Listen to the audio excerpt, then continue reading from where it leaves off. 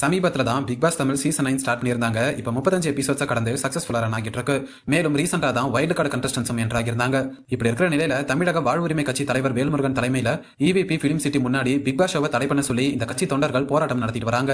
மேலும் தமிழக வாழ்வுரிமை கட்சி தலைவர் வேல்முருகன் பாத்தீங்கன்னா இப்ப மட்டும் இல்ல கடந்த சில வருடங்களாவே பிக் பாஸ் ஷோவை தடை பண்ணுங்கன்னு சொல்லி தொடர்ந்து கண்டனம் தெரிவிச்சிட்டு வராரு. அந்த வகையில இப்ப இவங்க பிக் பாஸை தடை பண்ணணும்னு தீவிர போராட்டத்துல இறங்கியிருக்காங்க. பிக் பாஸ் நிகழ்ச்சியை பார்த்து முதல்வர் ஸ்டாலின் கோவமா இருக்கிறாருன்னு ஒரு செய்தி வெளியானா அதோட உண்மையான அர்த்தம் என்ன? தமிழக வாழ்வுரிமை கட்சி தலைவர் வேல்முருகன் நடத்திய போராட்டத்திற்கு வலு சேர்க்கும் வகையில்னு உங்க குறிப்பு சொல்லுது. முற்றிலும் வேல்முருகன் மாதிரியான தலைவர்கள் தமிழ் கலாச்சாரம், தமிழர் உரிமைகள்ங்கிற தளத்துல அரசியல் செய்யறவங்க. அவங்க இந்த நிகழ்ச்சிக்கு எதிராக போராடும் போது, இப்போ முதலமைச்சரின் கோபம்ங்கிற செய்தி அவரோட போராட்டத்துக்கு வலு சேர்க்குதுன்னு சொல்லும்போது, அரசாங்கத்தோட நிலைப்பாடும் இவங்களோட நிலைப்பாடும் ஒரே நேர்கோட்டில் வர்ற மாதிரி ஒரு தோற்றத்தை உருவாக்குது. இந்த அரசியல் அழுத்தம், இந்த கோபம், இந்த போராட்டங்கள் இதெல்லாம் சேர்ந்து அந்த $1 மில்லியன் கேள்விக்கு நம்மள கொண்டு வருது. பிக் பாஸ் நிகழ்ச்சியை தடை செய்வாரா முதல்வர்?